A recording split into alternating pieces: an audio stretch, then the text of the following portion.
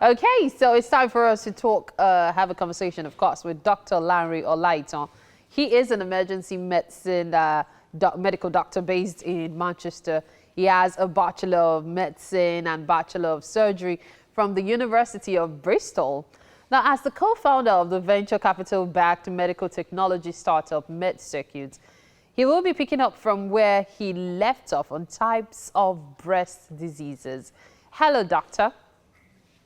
Hello, hi.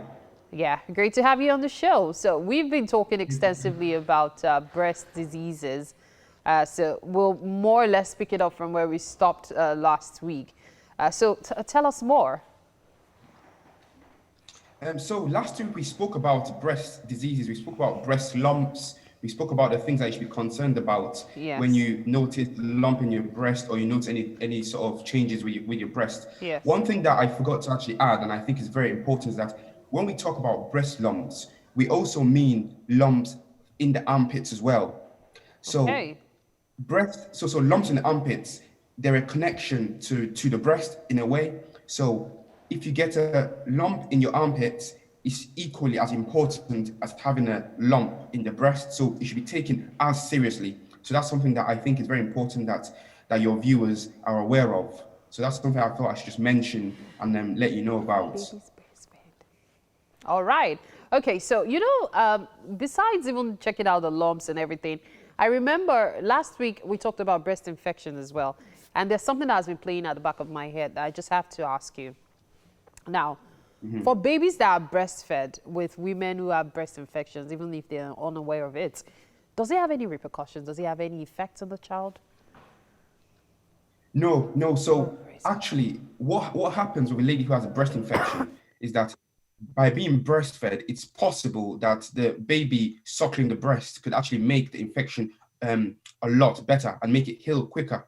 So it doesn't affect the baby, and it can make the mom actually get better sooner. But obviously, it's very important to actually treat the infection with antibiotics as well. But Okay. actually, it doesn't harm the baby whatsoever. Okay, so that's kind of scary because I can imagine a random dad listening now and is saying to himself, my wife breastfeeding my child, more or less sucking out the diseases. And you're assuring that it has absolutely no effect on the child. In fact, the child is going to help the mother get some kind of relief pending when she, of course, gets to treat herself. Wow, that's really intense. Okay, so let's get back to the lumps. You mentioned finding lumps in the armpits. Are there other areas that one could possibly find lumps or other kind of symptoms that one can latch onto if one is suspecting some kind of, breast disease? Yes, I think we mentioned just a few last week, but others that you should be aware of. If you notice blood-stained breast discharge, that's a very important symptom that women should look out for, because that could be one of the signs of actually breast cancer. So Wow. blood-stained nipple discharge, that's an important one, and actually is quite a serious one that you need to get looked at very quickly.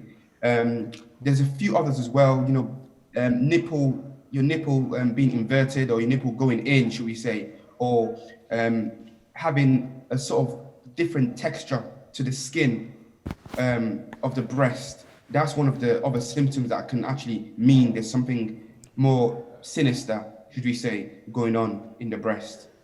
Okay. You had me actually checking myself to be sure that everything is fine, but it's all good. That's good. That's Yeah, good. because I mean, all of these are as seemingly simple as they are actually a little scary. But however, for Yeah. women, yeah, especially for women who are very in tune with their bodies and, notice changes early, it might be possible to, of course, get treated and completely cured of it. However, I have seen extreme cases where women have to cut off their mammary glands just so as to prevent a spread of cancer or some kind of diseases. At what point Yes. will that be necessary? So there's what you mentioned is quite important, because there's a condition it's called BRCA.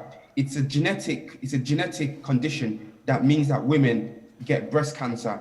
And in those women, what you find is that the grandmother has breast cancer, Okay. the mother has breast cancer, and when you test the mother and the grandmother, for example, you find out they have this gene, which means that they have a very, very high chance of getting breast cancer. So in Okay. those women, it's important that before the breast cancer actually comes in, you actually have, it's called a mastectomy. So you have a mastectomy to actually remove the breast, or a lumpectomy, for example, to remove parts of the breast. Oh, wow. That's a way that you treat to actually prevent cancer in women who are susceptible to getting cancer, who have a very high chance of getting cancer. Now, if a woman is found to have cancer, part of the treatment in itself anyway is having the breast removed. It's called a mastectomy, like I mentioned. So it's done preventatively sometimes, and it's done curatively as well for treatment of actual breast cancer. Okay, it brings to mind Angelina Jolie's experience. But, you know, there's this Yeah. saying in Yoruba that cutting off the head is not the solution to headache. But it does seem like cutting the mammary glands off seems to be the solution to avoiding a spread of a disease in this case. And it makes me wonder, are there no ways, especially if you have a history in your family, are there no ways to protect yourself from, you know, having to suffer through breast cancer instead of having a mastectomy? Unfortunately, at the moment, there's not. I mean, there's things that Oh, you can do that would help. You know, there's tablets you can take. There's drugs you can take that can help. You know, reduce your chance of getting it in terms, or at least, you know, once you have it, prevent you. You know, making it spread. But actually, the okay. mainstay of breast cancer is actually mastectomy. That's Wow. actually the mainstay of Wow. uh, of breast cancer. Unfortunately, there's not much we can do right now. In the future, things might change, but right now, there's not much we can do about, you know, treating it fully by drugs or anything else. Well, that's frightening. Now, which also brings me back to another thing we mentioned last week, talking about prevention techniques. You did say that breastfeeding helps reduce the chances of cancer, especially for a young mother. Now, say, for Yes. example, someone has a history of breast cancer in their family. Will breastfeeding the child, like maybe having children early and breastfeeding, will it help further reduce the chances? It could do, but if there's such a strong um, history of breast cancer in the family, normally a mastectomy, so removing the breast, will actually happen much sooner. For example, or you know, you have a certain age, so you can, if you breastfeed, you know, until you're, or you have children until you're maybe 40 or 35, you get to a certain age at 35 or 40, and then the surgeon might say we have to remove the breast because of the chance of you getting breast cancer. So it doesn't really fully stop it, Whoa. but you know, I think that, yeah, it doesn't really fully stop it, but you know, it might, you know, help prevent the chance in the future. But you would still need to have the mastectomy if you have um, such a strong family history of having breast cancer. Whoa. At the same time, just something to mention as well, it's not compulsory that you, like Angelina Jolie did, it's not compulsory that you actually have your breast removed. It doesn't Okay. mean you have to. It just Okay. means that, you know, if you decide not to do it, it means that you have to be very, very vigilant and very Okay. proactive, checking Okay. your breast. Okay. Okay. Fantastic. Thank you so much. If this isn't enough to put, as we say in our local parlance, the fear of God in you to get your breast checked regularly, I don't know what will. I thank you so much for your time, Dr. Olaiton. I thank you so much. Thank you Have very a much. great day.